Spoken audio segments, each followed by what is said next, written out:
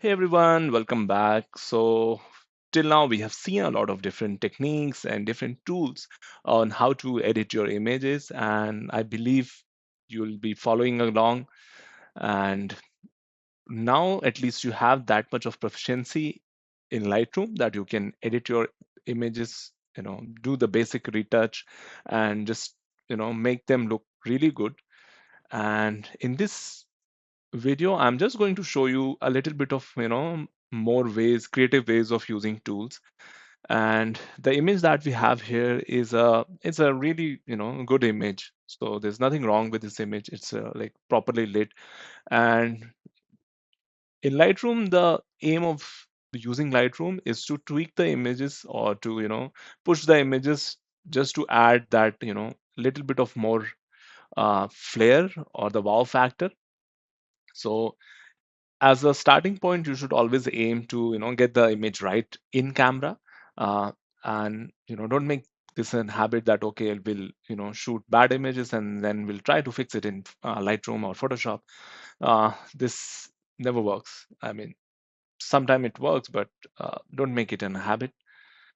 So in this image, we can see we have you know a portrait image here, and we'll see what we can do. So first up, we'll you know shift it. I mean, it depends what mood you want to have for the image. So instead of going for a warm look, here we can aim for a slightly cooler look. You can see we have pushed it here. And by the way, one very easy way to set white balance, if you are aware of white balance is you know how colors look in that specific lighting, or in general you can look up on Google what white balance is. But I'm guessing if you are someone who is into photography, you already know what white balance is. So it's the temperature of the image. Uh, so if let's say if you have a very very messed up white balance and you want to just simply quickly get that right. One quick hack is to, click on this eyedropper tool and click on an area which is white or close to white.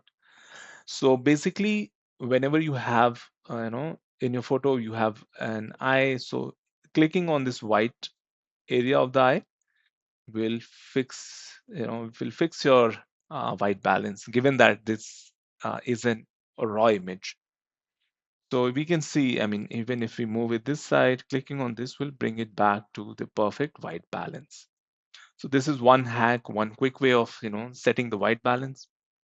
Just look for an area which you think or which is white.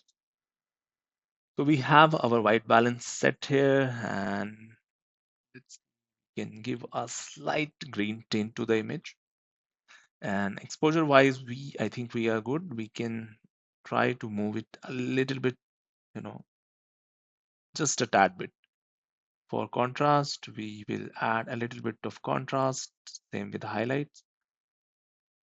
You can see if we move this, we are, bringing back a lot of details on the forehead, but let's have some highlight. The shadows also, we'll add a little bit more, definition or light to this darker area. So yeah, I think we are going in the right direction here. Then we have texture. So since this is a close-up, we have a, lot of already lot of sharpness in texture. So I'm not gonna, go overboard with this one. Just do a little bit here and there. For the vibrance also, uh, we can, we are not going so much there. We'll just have a little bit.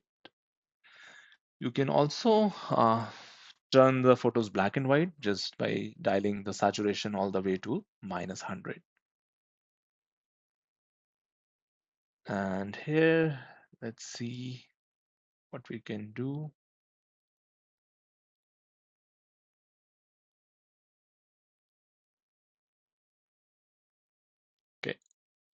And for the, I sort of like this, old vintage kind of look to the image. And this is a portrait, I think this will work best for this. Then we have colors. So here we have a lot of orange, and we can try with that.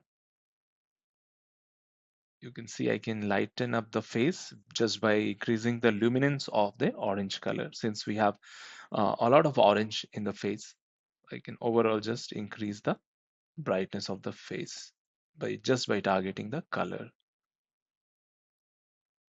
Then for split toning, I'm thinking to add a little bit more blues to the highlights. You can toggle it on and off just to see how we are doing. I sort of like this, but I just want to dial it a little bit down.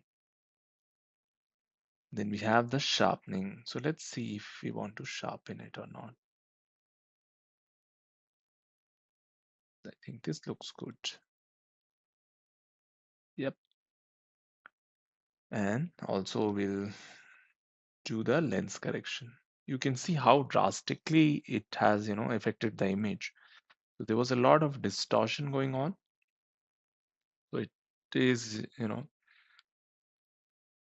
it is your call how you want to use this profile correction here. I sort of like it the way it was before. So I'll just leave it there. And for grain, I'm not going to add any grain, but I'm going to do some of the local adjustment. So you can see we have some of the marks on the forehead. So let's remove that. We'll go to spot removal. We'll make our brush soft, a little bit smaller, and we'll make it a hard brush since we are dealing with small marks. So I'm just gonna click here, simply move this, match this area with the area. Yeah. Then I'm just going to make the brush smaller and do the same for this area as well.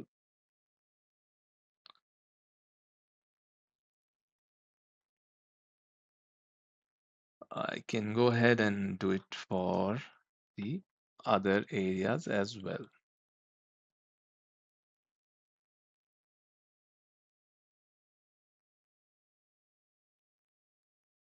You can try matching.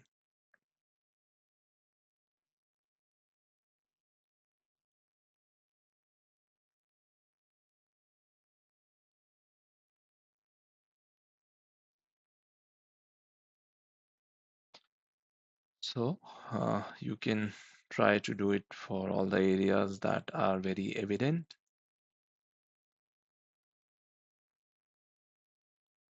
And once you're done, you'll get something like this. You can take your own sweet time and work on all the blemishes which are out there. But I'm not gonna worry about that for now since this is just a tutorial. Next up, what I want to show you is, let's see, we want to, brighten the eyes, and also we'll do one thing, we'll try to change the color of the eye. Let's see how it works out. First of all, I'll just focus on this eye, brightening the eye. So you can see already this is looking, we have brightened the eye. So we have added a lot more focus there. Also, since we have our brush, let's try adding, some contrast to the highlights. So this is like doing the countering on the face. Uh, I'm not sure what it's called, contouring or countering, but when you do this, it gives a lot more definition to the face structure. You can see we have, kind of sculpted the face quite a bit. Then we'll do a new brush. We'll zoom in. We'll make the brush smaller. And I'm going to paint on the this color part of the eye. And let's see how we can actually change the color of the this iris. So I'm gonna adjust the hue, and you can see this is changing the color.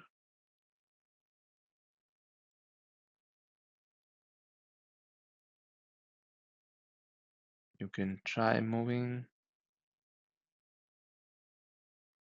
till you feel that you have the right color, and you can also increase the saturation as well as the exposure. And once you're done, you can see the result here. So, so we have I've tried to sort of match the eye color with the with all the blues that is going in the background. It's very subtle, but again, yeah. So yeah, this is something very creative that you can do with the adjustment brush tool. So I hope you enjoyed this series and you enjoyed the all the videos that I have made for you. And in the next videos, I'm just gonna show you how to export these images out from Lightroom and get them, ready for from like and just get them ready for wherever you want to upload them or just share it with your team or anyone. So in the next video, we are going to see that. So yeah, thank you so much.